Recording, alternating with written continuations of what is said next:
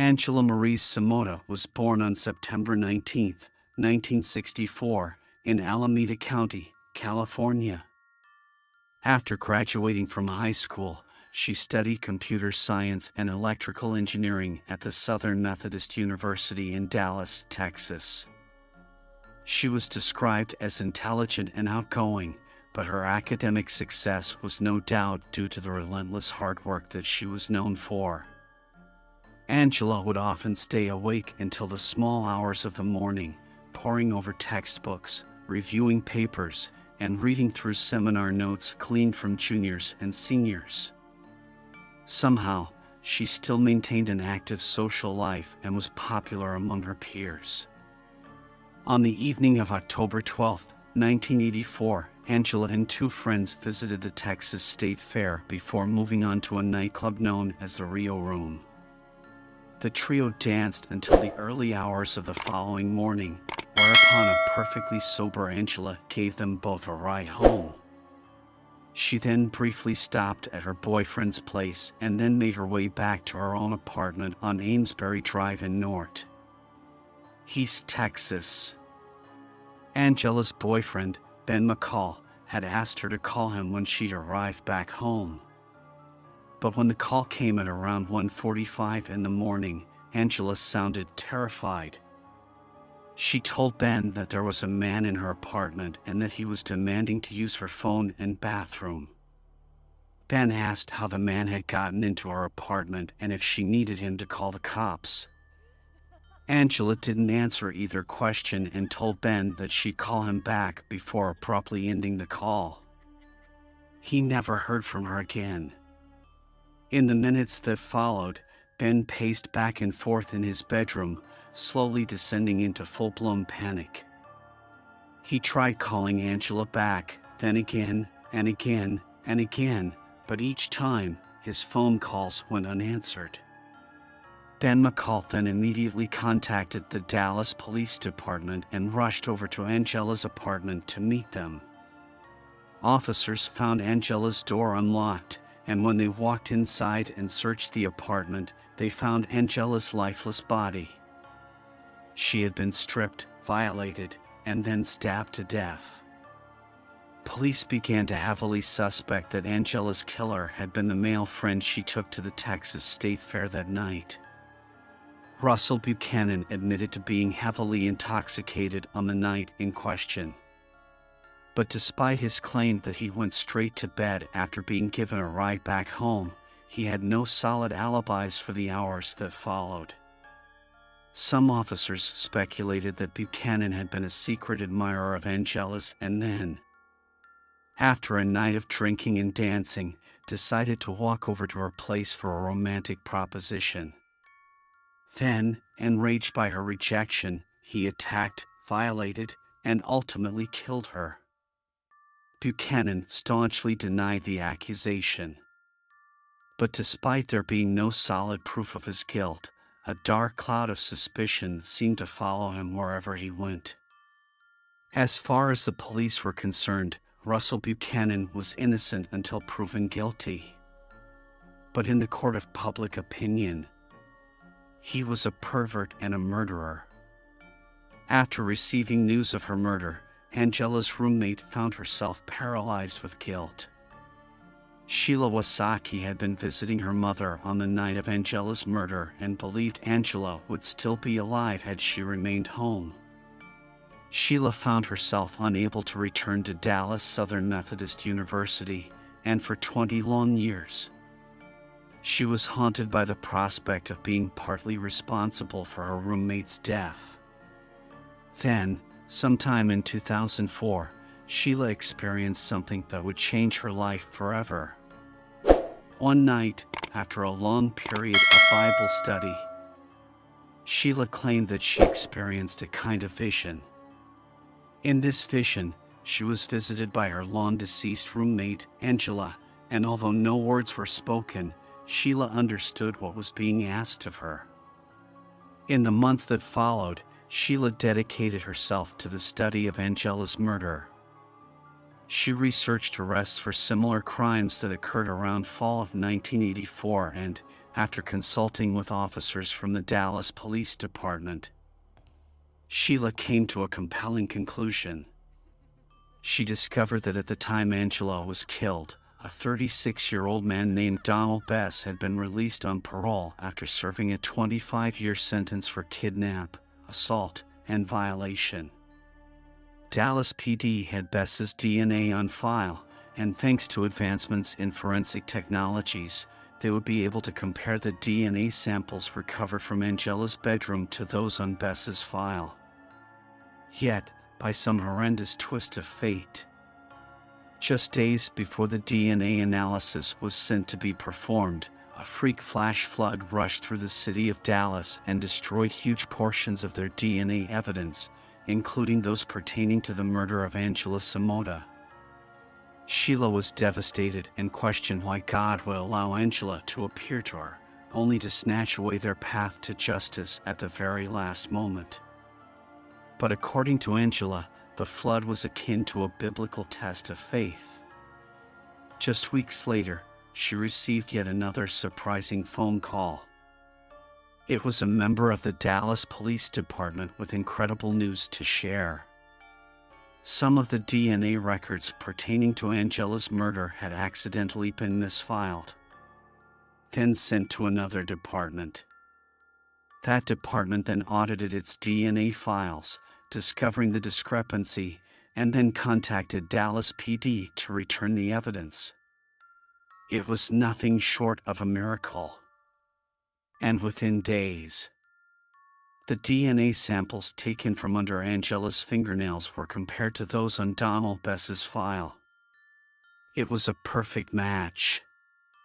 Following Bess's arrest, multiple women came forward to claim that they too had been victims.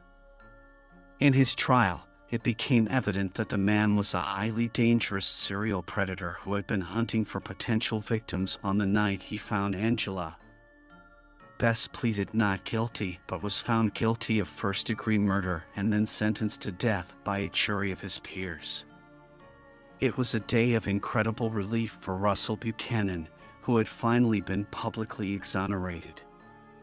In a statement to the press, he thanked the Dallas PD but reserved a special thank you to Sheila Wasaki, who was most certainly the driving force behind Bess's eventual conviction. To this day, Sheila continues to work as a private investigator and has since based her business in the state of Tennessee. She credits Angela with being the inspiration behind her work and considers solving cold cases a God-given purpose. "I can't turn back the clock and stop what happened to Angela," she told one journalist. "But I can help catch the kind of people who do something so evil. Every investigation I conclude makes the world a better place, and to me, there's no surer path to glory than that."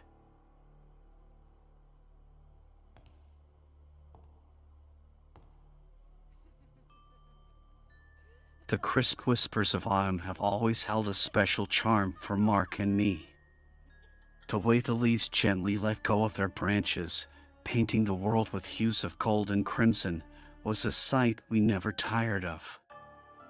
Our love story found its roots in the heart of October, nestled amidst the laughter of Halloween and the warm, spicy scent of pumpkin pies. It wasn't just a season. It was a reminder of the day we vowed to navigate the journey of life together. As the cool October breeze brushed against our faces, we found ourselves amidst a sea of pumpkins once again. It was our tradition, a sweet endeavor that marked the beginning of our love for autumn festivities. Every year, we would visit the large pumpkin patch located a few hours away from our quaint little home. It was a spectacle of nature, the vast field dotted with pumpkins of every shape and size.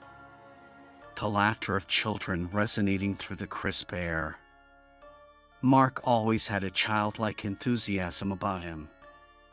His eyes would light up as we strolled through the rows of pumpkins, his hands eagerly feeling the surface of each one, searching for the perfect pumpkin to adorn our porch.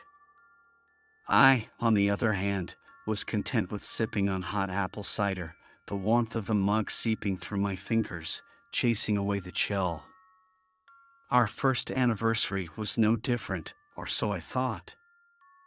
As we made our way through the pumpkin patch, the sun cast a golden glow on the field, and the world seemed to be basking in the beauty of love that October had cradled in its heart. We had decided to take it easy that weekend, to soak in the tranquility that nature generously offered. As the day unfolded, we found ourselves seated on a hay bale, a live band serenading the crowd with soft country tunes. The delicate notes of the guitar intertwined with the sweet scent of apple cider donuts, creating a melody that tugged at the heartstrings. It was surreal, a moment frozen in time, a reminder of the simple joys that life offered. Hey, how about a little hike?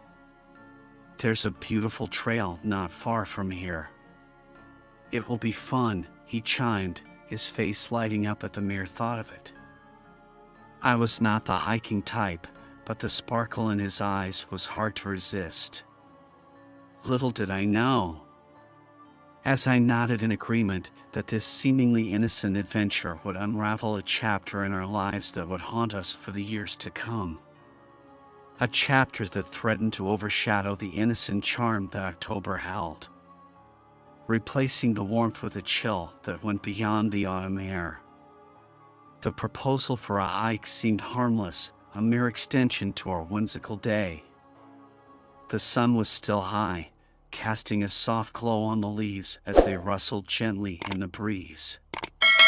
We drove to the nearby park that Mark had in mind, chatting about the beautiful views we'd encounter. As we approached the park, my heart sank at the sight of the closed gates. A large sign boldly declared the park closed for renovations until next spring.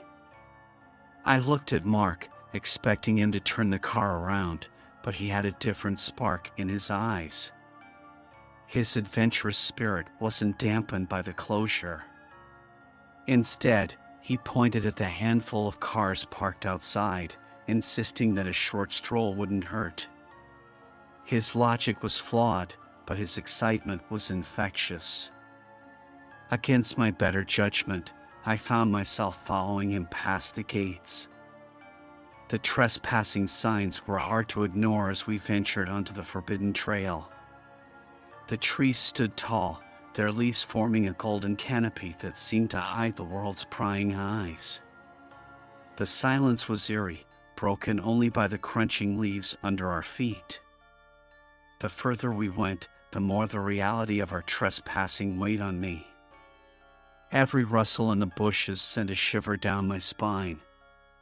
The fear of getting caught was growing with every step. But Mark seemed unbothered, his eyes fixated on the beauty that surrounded us. His laughter echoed through the woods as he reminisced about our little adventures from the past. His cheerful demeanor eased my anxiety, and for a moment, I lost myself in the serenity that enveloped us. However, the serenity was short-lived. As we rounded a bend, a strange structure emerged from behind the veil of leaves. It was a small shack, oddly new amidst the wilderness. It stood there, an anomaly in the midst of the ancient trees that surrounded it. Mark's curiosity was piqued, and before I could voice my concerns, he was leading the way toward the shack. As we approached, the eerie silence was replaced by muffled voices emanating from within. Panic surged through my veins. I grabbed Mark's arm, urging him to turn back, but he was determined to satisfy his curiosity. We crept closer, the voices growing louder yet indistinct. My heart raced as we stood by the shack's window, the fear of the unknown clenching my stomach into tight knots. Mark signaled for me to stay quiet as he peered through the window. The world seemed to hold its breath, the silence wrapping around us like a shroud. And then, his face turned ghostly white, his eyes widened in terror. Before I could ask what he saw, he was pulling me away, his grip on my hand tightening with every step as we sprinted back through the forbidden trail. The bliss of the morning seemed like a distant dream as the reality of our reckless adventure settled in. The tranquility of the woods now seemed like a facade, hiding sinister secrets. As we raced back to our car, the silence between us was loud, echoing the fear that gripped our hearts. The peaceful aura of October had been shattered, leaving us with a haunting memory that would linger long after the autumn leaves had withered away. As we raced back to the car, my mind was a whirlpool of terror and confusion. Mark's face was as pale as the ghostly moon that now hung in the evening sky. His grip on my hand was unyielding as he navigated through the trail with a frantic pace. The image of his horrified expression outside the shack was etched into my mind, sending shivers down my spine. We reached the car, the eerie silence of the woods now replaced by the thundering beat of our hearts. The drive home was suffocated by the heavy cloak of fear and unanswered questions. Mark's knuckles were white as he gripped the steering wheel, his eyes fixated on the road ahead, yet seeming to be seeing something far beyond the dark, winding road. I attempted to break the silence, to coax out of him the horror that he had witnessed, but my words were met with a wall of silence. He was locked in a battle with his own demons. A fight that seemed to be draining the life out of him with every passing second.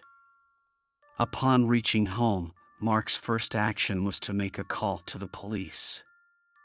His voice trembled as he narrated our trespassing adventure and the unknown terror he stumbled upon.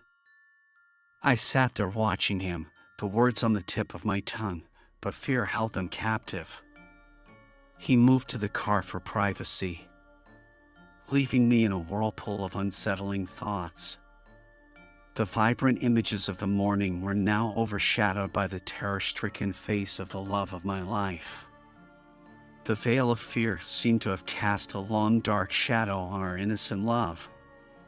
The mystery of the unseen horror wrapping its cold fingers around our hearts. The evening turned into night, but the darkness in our home was more than just the absence of light. It was the fear of the unknown. The monstrous images that my mind conjured, trying to fill in the blanks of the unseen horror. Mark sat on the porch, staring into the abyss, his face reflecting the torment that gnawed at his soul. I approached him, my steps hesitant, my heart yearning for the cheerful sparkle that once danced in his eyes. His eyes met mine, the torment in them sending a cold shiver down my spine. I sat beside him, my hand finding his, our fingers intertwining in a tight grip. As if holding on to each other could shield us from the haunting reality that loomed over our heads. But amidst the storm of fear and unanswered questions, the silence between us spoke volumes. It was the acceptance of the haunting reality. The fear of the unknown that now formed a silent pact between us. The promise of never venturing into the unknown, of never allowing curiosity to lead us into the abyss of terror. As the night wrapped the world in a cold embrace, the silence between us was a painful reminder of the unseen horror that had scarred our souls. The sweet whispers of October had turned into haunting screams that echoed through the silent halls of our hearts, leaving us with a terrifying memory that would haunt our October days for years to come. The days turned into nights, the leaves shed their vibrant hues, and the chill of winter set in. Yet, the haunting memory of that October afternoon clung to our souls. Mark's eyes had lost their sparkle, replaced by a haunted look that sent shivers down my spine. He became a prisoner of his own mind, shackled by the horror of the unseen. His insomnia turned our warm, cozy nights into cold, lonely silences. Each night, He would lie beside me until I drifted off to sleep, his warmth a stark contrast to the chilling reality that haunted our lives. But as I slipped into the realm of dreams, he would retreat into the darkness of the living room, his silhouette against the pale moonlight a ghostly reminder of the unseen horror. I would wake up to find him sitting by the door, his eyes fixated on the darkness outside, as if waiting for the unseen to knock on our door. The warm, hearty breakfasts turned into silent mornings, the laughter that once danced in the air vanished, leaving behind a silence that screamed the unspeakable terror that lurked in the corners of our home. The pact of silence we had formed was a heavy burden on my heart. The unanswered questions gnawed at my soul. Yet the fear of pushing Mark into the abyss of terror kept my lips sealed. Our conversations turned into whispers, the words carefully chosen to avoid the dark alley of memories that threatened to engulf us. We tried to rekindle the joy of October traditions, the pumpkin patch visits, the cozy afternoons by the fireplace, and the soft melodies that once echoed through our home were attempts to chase away the haunting shadows. Yet, the terror-stricken expression that had clouded Mark's face that dreadful afternoon loomed over our lives like a dark cloud. The autumn leaves returned, painting the world with hues of gold and crimson. Yet the beauty of October was overshadowed by the haunting memory that refused to fade. The joy that once bloomed in our hearts, welcoming the autumn breeze, was now a distant dream, replaced by a fear that wrapped its cold fingers around our hearts. But amidst the haunting darkness, the glimmer of hope in my heart refused to fade. The love that had blossomed amidst the autumn leaves was strong enough to weather the storm of fear and unanswered questions. Each day, I held onto the hope that someday the unseen horror would release its grip on Mark's soul, setting us free from the haunting shadows that threatened to tear apart the fabric of our love.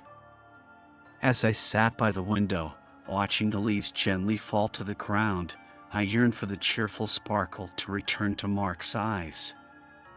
The love we shared was a beacon of hope amidst the haunting darkness that enveloped our lives.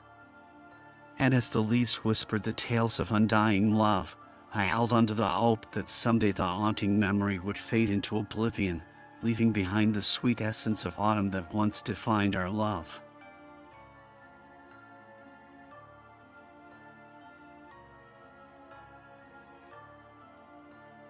When this happened, I was 23 and worked full-time at a pizza shop in my local area. I'm not sure if things were going on before this, but as far as I know, everything started and ended on this one night. Me and my best friend Tim worked the night shifts at this pizza place.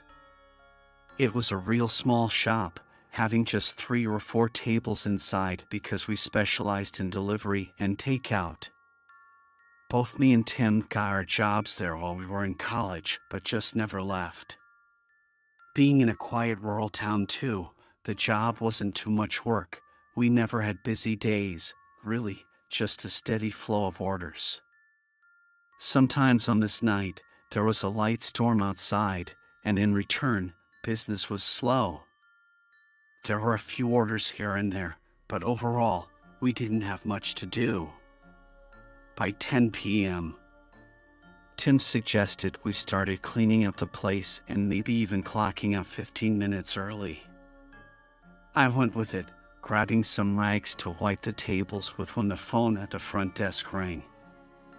I picked up after a few rings. "How can we help you today? Hello?" I waited another 5 seconds before putting the phone down and shaking my head. Just some prank call, I thought. I went back to scrubbing the tables. But at the front of the store, I saw a glare coming from the window.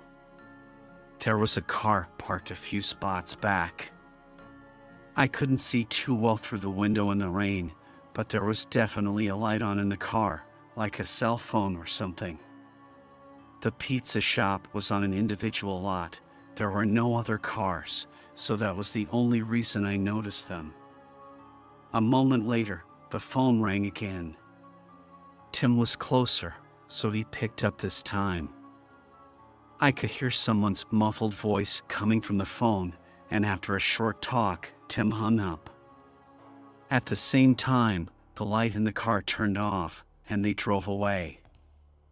I told Tim what I saw and how it was a little weird. But he shrugged and said it was just some old man who was ordering a pizza for delivery. I looked back at the now empty parking lot. It wouldn't make much sense for someone to order a pizza for delivery from right outside the shop. So I figured Tim was right and it was nothing. He started making the pizza while I continued cleaning. 10 minutes later, Tim boxed it up and handed it off to me to deliver. I ran through the rain to my car, then pulled up the address on my phone 11 minutes away. Not too bad. I pulled out and started making my way there. The roads were dead, nobody out at all. Google Maps took me down to a neighborhood full of large homes, then had me turn down a long driveway that led to a cul-de-sac where there were 3 more driveways, each leading to a different house. I went down the one Maps told me to and pulled up next to the home. It was one of those large, expensive houses, but pretty old-looking and not very modern at all. I parked the car and double-checked the address with the house number, then picked up the pizza and ran up to the front door. Pizza delivery. I took a step back and looked at the front of the house. All of the lights were off.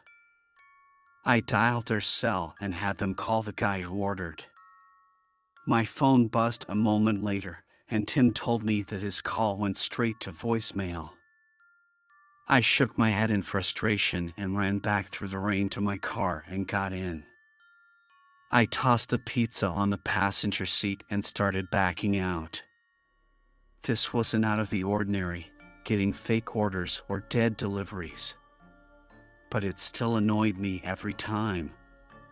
When I got back, Tim was cleaning and said there were no more orders, so we were good to finish up and head out. I tossed the pizza in the trash and started helping him. Both of us were in the back cleaning the ovens and wiping the prep counters when a sudden bang came from the front of the building. We looked at each other, then ran to the front. At first, we didn't see anything, but then Tim spotted a small crack on the door. I walked over and opened it, and right outside was a heavy rock, big enough to throw and do some damage with. I looked around, seeing the parking lot was completely empty, and nobody was nearby. Both of us were really confused and kind of freaked out. We talked about maybe calling the cops, but neither of us wanted to deal with that right now. To put things in perspective, it was 10 minutes before we were off. And if we called, then we'd be here for another hour at least. The crack on the door wasn't too big, not really that noticeable, so we chose to wait and just tell our manager the next day. Instead, we quickly finished up with the cleaning and left through the back door where our cars were parked.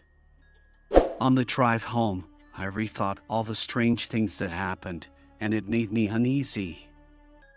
I pulled into my driveway and walked inside.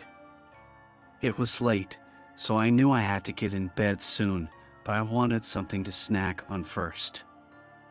I went to the kitchen to see what I had, but before I even opened the pantry, I heard a car splash through the puddles on the street outside my house. From the sound of it, I could tell it was parking. I walked over to my window and peeked outside, seeing a car parked right in front of my driveway. It only took me a second to realize it was the same car I'd seen outside the pizza shop. Cold rush went through me, and I stayed in the window to see what they were doing. The car was still on, but I couldn't see through their window. After a minute of no movement, I took out my phone and called Tim, telling him that I think one of the customers followed me home and was parked right outside my house. "Are you serious? You need to call the cops." "Something's not right," he said, urging me to hang up and call the police immediately. I don't know why I was so nervous to call the cops, but hearing Tim say it made me feel better about it. I moved away from the window and dialed 911. The lady on the line said that they would have someone on their way and that I should stay hidden and wait. I heard a car door open and close, so I quickly said, "Okay," and hung up. Looking back out the window, a man was walking up my driveway. He was wearing dark clothes, covering his whole body, and a hood covering his face. As he approached the house, I closed the curtains by the window and waited. Footsteps came to the front door, then they continued across the front of the house until they reached the outside of the window and stopped. The sudden silence made the sound of the rain increasingly louder. I felt like I was standing there quietly for minutes before I stepped forward and moved the curtain an inch to the side, just enough to peek through. The man's cold eyes stared back at me. I let go of the curtain, and the man banged on the window. I stood a few feet away, terrified to death, and just as quick as it started, it ended. There was no more banging, no footsteps, nothing. All that was left was the sound of the raindrops clicking against the window. Although I never heard the man leave, he was gone when the police showed up, no car or man in sight. I told them all that had happened from the middle of my shift to the end of the night. They looked at me like I was crazy, and part of me felt crazy too. None of it made any sense. And there didn't seem to be any motive for the man to have done what he did. Honestly, because of that, the whole night had me messed up for a while. Going through something as senseless as that was really just messed up with my head. I'm hoping that by sharing this, someone may be able to help me understand what happened or why the man did what he did. It sounds odd, but even now when it gets really quiet on rainy days, there's an eerie feeling that rushes through me, bringing me back to that night.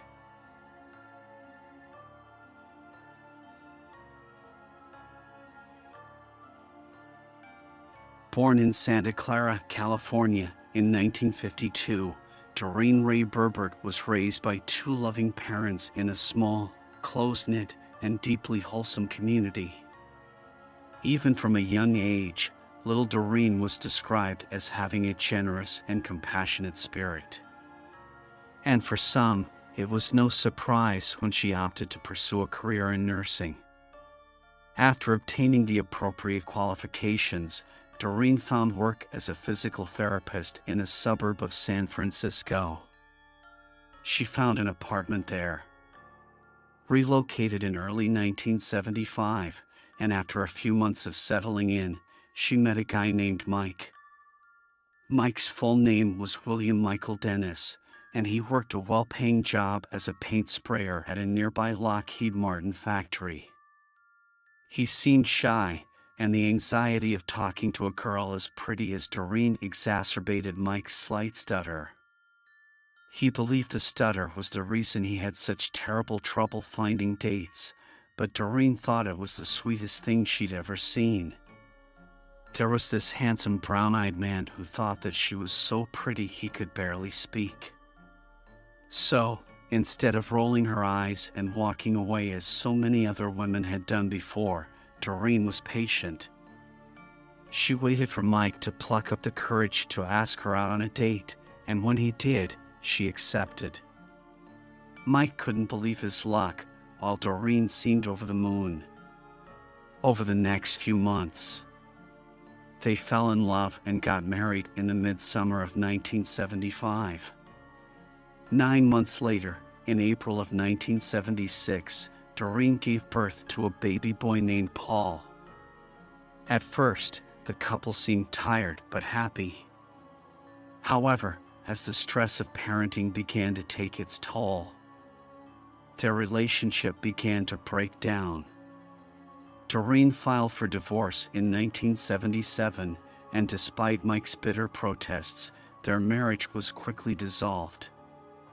Custody of their child was split between weekdays and weekends, with Mike being heartbroken that he could only see his boy for just 48 hours at a time. He had relished the opportunity to be a father and felt increasingly resentful of his ex-wife. In Mike's eyes, she had watched him embrace parenthood with a passion only to snatch it away without any attempt at reconciliation. On the other hand, all Doreen wanted was to be happy and to provide the best life possible for her son. So, while Mike descended into a deep depression, Doreen married a wealthy carpet store owner named Charles Ebert in 1979. The newly married couple had a daughter, Deanna, but made it clear to little Paul that he would never be sidelined in favor of his little sister.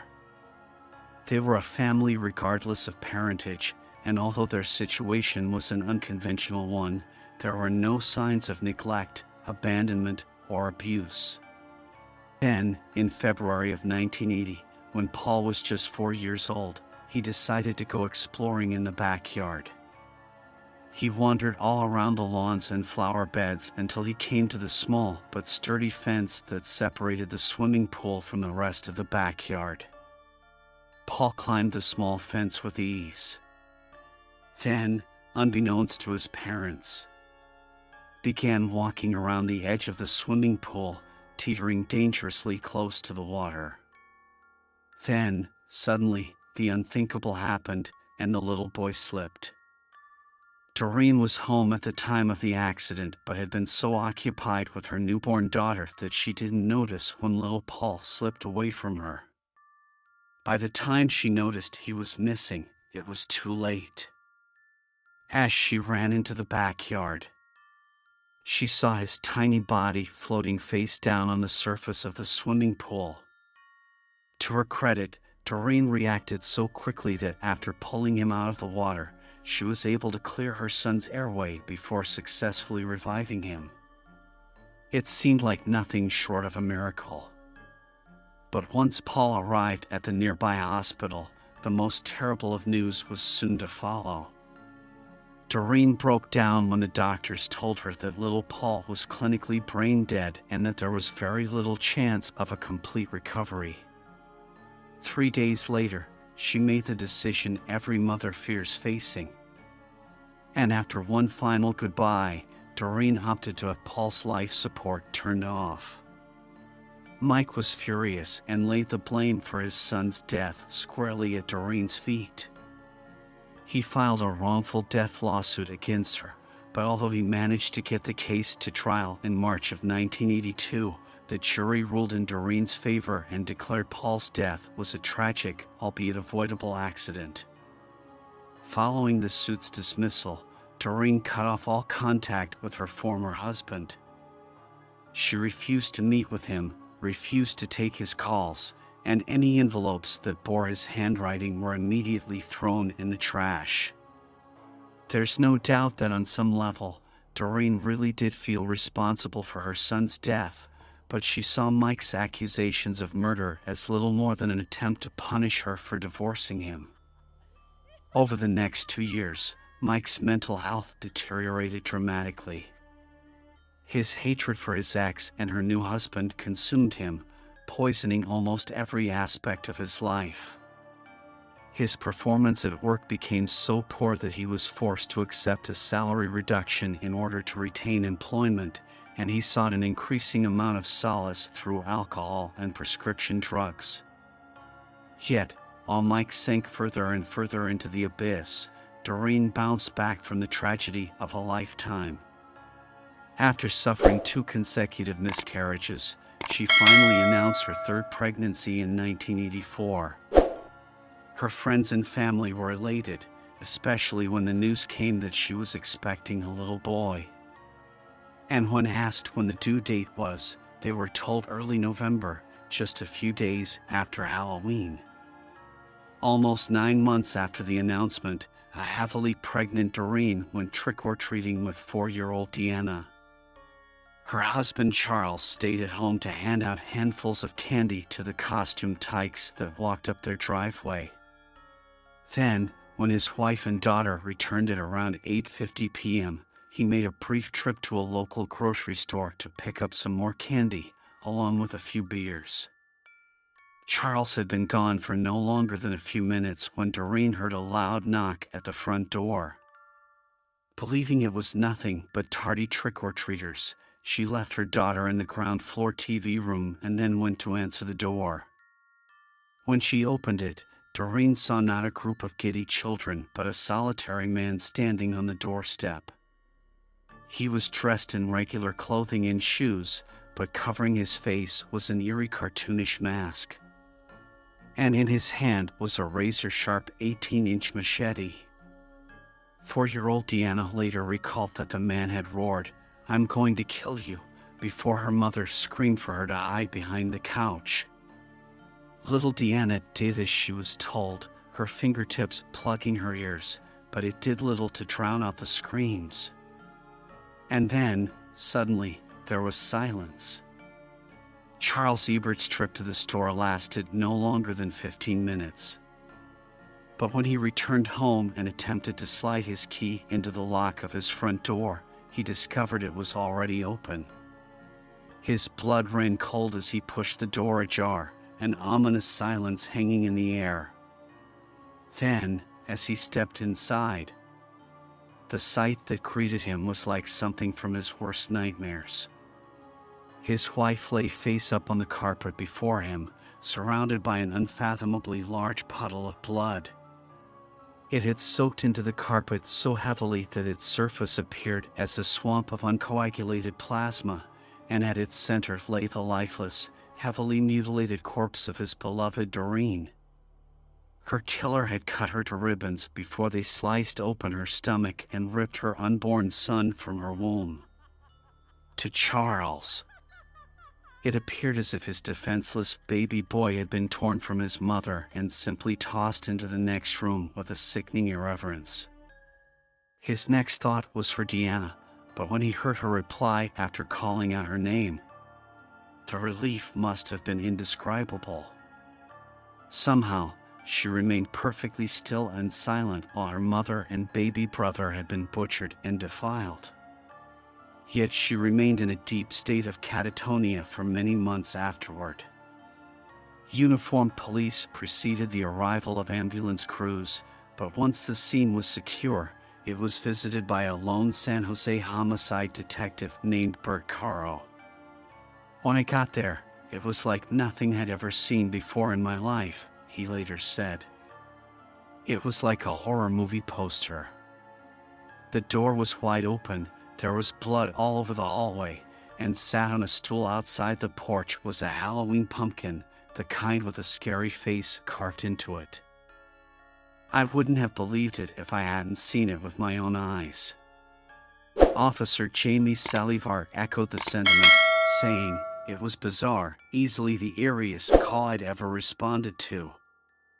But what neither man mentioned to journalists was the fact that the killer's mask was lying on the doorstep just feet away from Doreen's dead body. It too was streaked with her blood. After briefly questioning Charles Ebert, officers were informed of the family's rocky history, and from that moment on, Mike Dennis was the murderer's primary person of interest. Law enforcement rushed over to Mike's home address, and as they advanced up the driveway, an officer used a flashlight to illuminate the interior of his truck. The driver's seat, steering wheel, and door handle were all drenched in blood.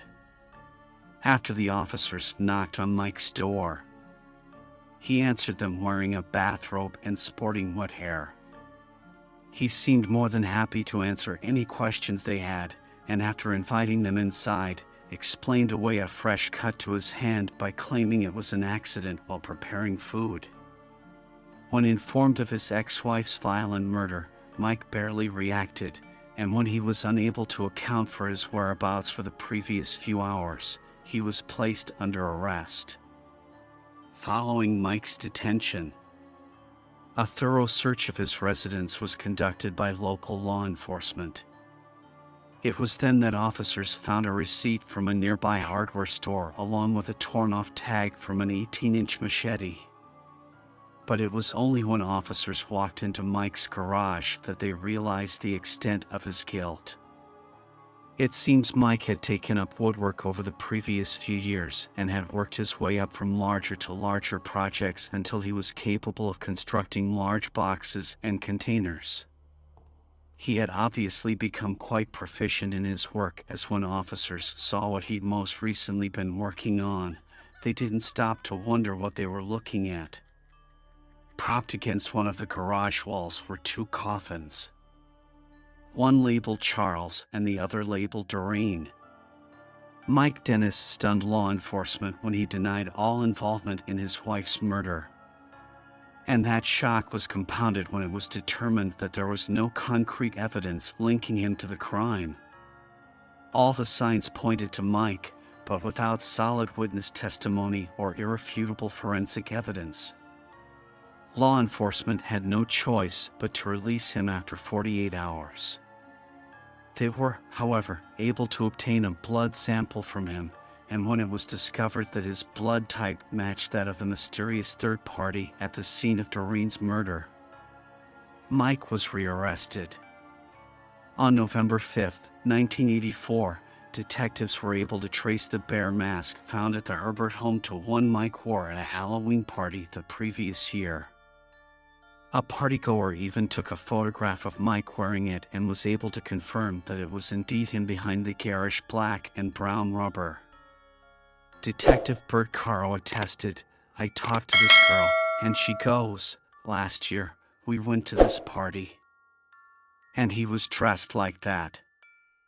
Now, crossing my fingers, I said, "Did anybody take pictures by chance?" And she goes, "Oh yeah, the guy took a ton of pictures. If he hadn't been so snap-happy, we might never have got him." Mike's trial commenced in July of 1988, and after consulting with his attorney, he decided to plead guilty to the murder of his ex-wife. Mike also pleaded guilty to the murder of her unborn son, but claimed that he had no idea that she had been pregnant at the time of the attack. This is hard to believe, as Doreen had been heavily and visibly pregnant during Halloween of 1984. It's likely that the first thing Mike noticed about his ex was the rotund abdomen, and considering the fetus was torn from her lifeless womb, it's reasonable to suggest that the realization only enraged him further. He languished on California's death row until September of 1999, when he was put to death in the state's gas chamber. When news of his death reached their ears, Charles and Deanna Scott say that for the sake of their own mental health, they worked hard to find it in their hearts to forgive Mike Dennis. "I want him to know that we survived," Deanna said. "I want him to know that we're making it. I want him to know he hasn't conquered us."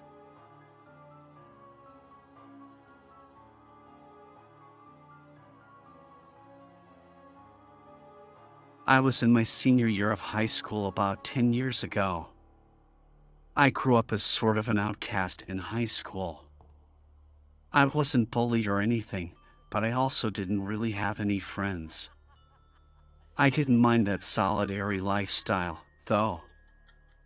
I went through school and then would come home and play video games, and losing myself in those digital worlds was my escape. My home life wasn't what I would call bad either. It was just my dad and me, and I love my dad. He worked so much to provide for me. When I was young, maybe 10 or 11 years old, my mom got involved with some bad people and their hobbies, if you know what I mean. My dad didn't want to expose me to that world anymore, and we eventually moved away. It was messy, but it was for the best. He tried getting her help throughout the years, but she always turned it down. until one day she was just off the grid completely. It was sad, but we both moved on.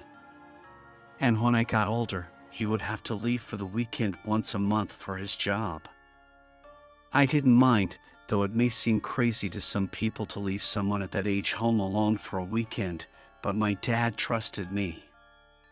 One specific weekend during senior year, when my dad left for the night, I started my normal routine. My pops would leave me some money to order a pizza and some soda. We never had soda in the house, so getting this 2L with the pizza was like a double treat for me. My night was beginning to play out just like every other night that I was home alone. I demolished the pizza and drank most of the soda, and after a little breather on the couch, I went to my room and started playing some PlayStation. And this is how I would spend most of my weekends.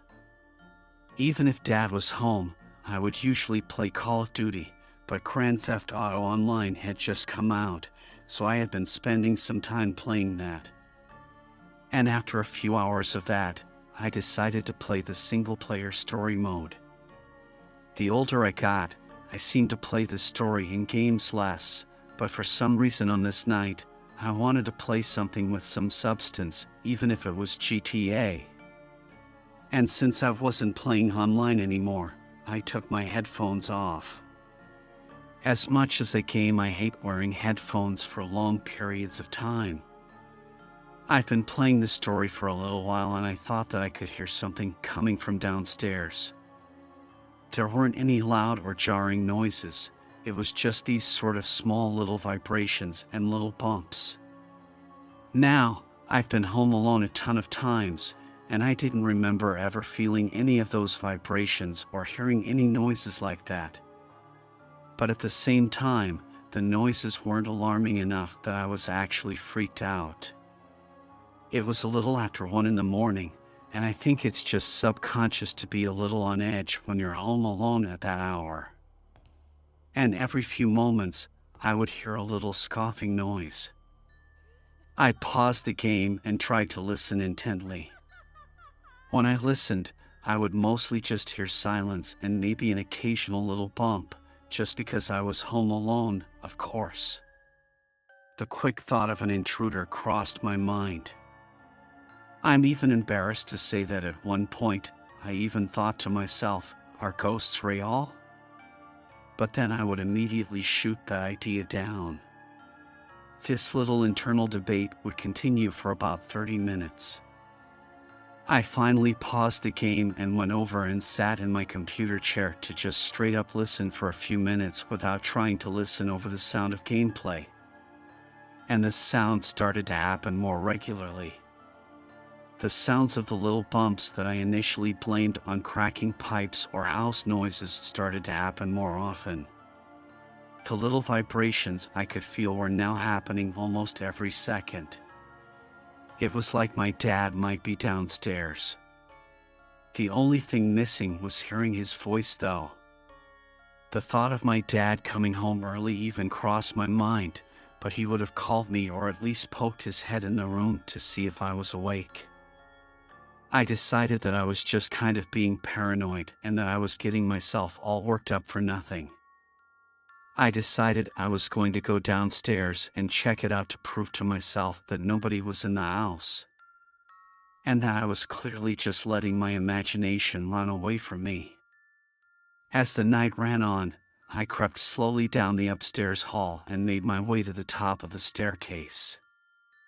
While I was slowly heading in that direction, the muffled sounds were much louder, and I started fearing the worst. The thought of calling the police crossed my mind right away, but I was actually too anxious in that moment. In my mind, I was thinking to myself, what if nobody's here? And I just waste the police's time. And when I got to the bottom of the stairs, I saw a light illuminating the dark walls coming from the other side of the house. It was the kitchen light. It's possible I left it on, but I'm fairly compulsive. and I was nearly 100% certain that I had shut the light off before heading upstairs. I was practically crawling to the kitchen. I was moving so slowly. When I was only a few feet away from the kitchen doorway, I could hear the sounds of rummaging, like someone was going through my cabinets in the kitchen. And that was accompanied by a soft humming voice, and that hum, it was so eerie. I was half expecting to see some big scary burglar, but the voice indicated something else. I peeked my head into the kitchen, and in the corner next to the sink was a very small woman. Her hair was wild, kind of flowing in every direction. And I had my phone in my hand ready to call the police. But I think that situation just had me frozen in terror, but also incredible curiosity. Then I realized the melody the woman was singing. She was humming "I Got No Strings to Hold Me Down" from the Disney Pinocchio movie. And I almost fainted right there because I knew who this person was. It was my mom. She would always sing that to me when I was very young, and it was one of the only memories of my mother that I actually had left.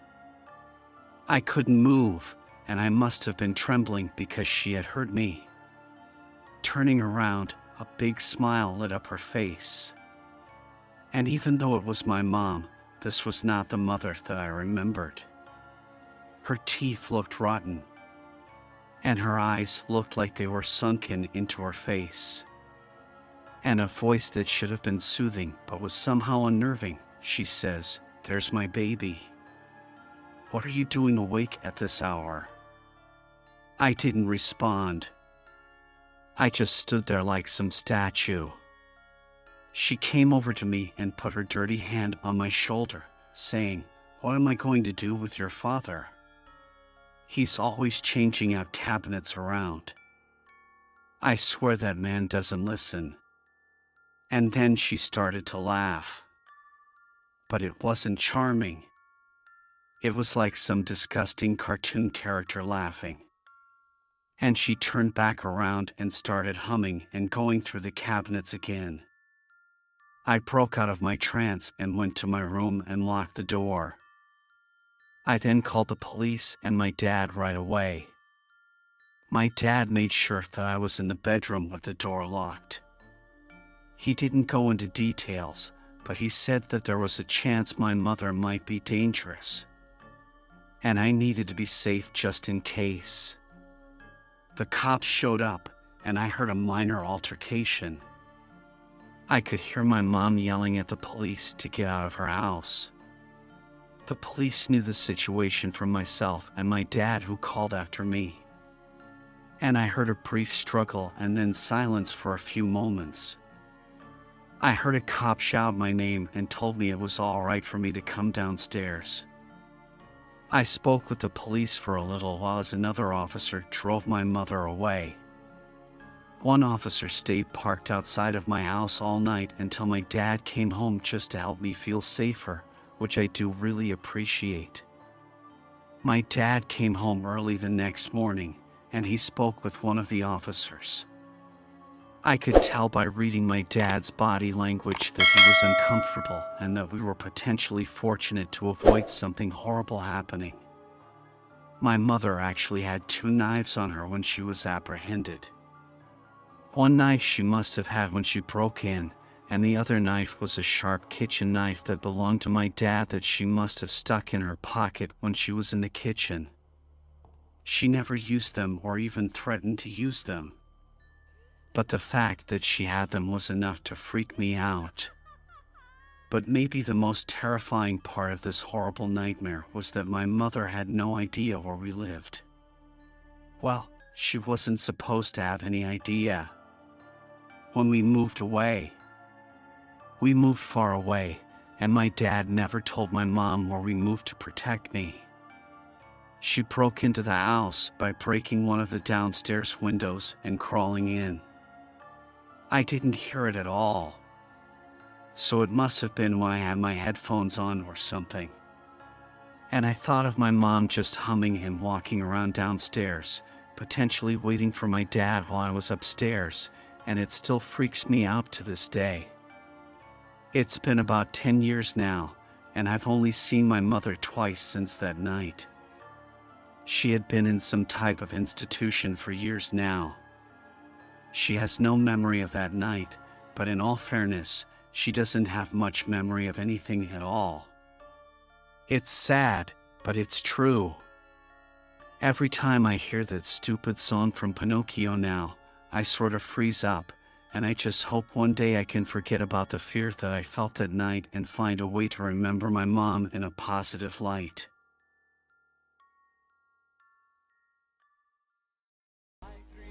I'm an icon, man. I'm a girl about a 10. I should fuck her in a